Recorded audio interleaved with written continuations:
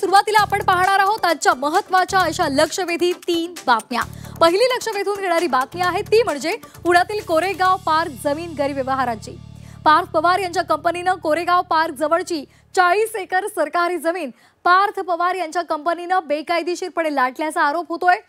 Zee 24 तासच्या operation सातबारामधून Parth Pawar यांच्या कंपनीचा पर्दाफाश करण्यात आलाय आणि यानंतर विरोधकांनी या प्रकरणाच्या सखोल चौकशीसह अजित पवार यांच्या राजीनाम्याची सुद्धा मागणी केलेली आहे। त्यामुळे त्या संदर्भातली संपूर्ण माहिती आपण आजच्या या बातमीपत्रामध्ये पाहणार आहोत। तर दुसरी लक्षवेधी बातमी आहे ती म्हणजे ठाकरे बंधूंच्या दौऱ्याची। उद्धव ठाकरे यांचा मराठवाड्याचा दौरा सध्या सुरू आहे। त्यांच्या दौऱ्याचा आजचा दुसरा दिवस आहे।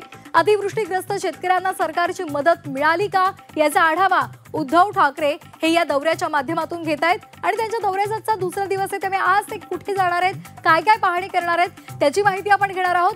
तसंच आगामी स्थानिक स्वराज्य संस्थांच्या निवडणुकीच्या पार्श्वभूमीवर राज ठाकरे सुद्धा आज पुण्याच्या दौऱ्यावर जाणार आहेत। ठाकरे बंधूंच्या या दौऱ्याचा आढावा आपण या बातमीपत्रातून घेणार आहोत। तर तिसरी लक्षवेधी बातमी आहे बिहार विधानसभा निवडणुकीची। बिहार विधानसभेच्या पहिल्या टप्प्यासाठी आज मतदानाला सुरुवात झालेली आहे। 121 जागांसाठी हे मतदान होतंय।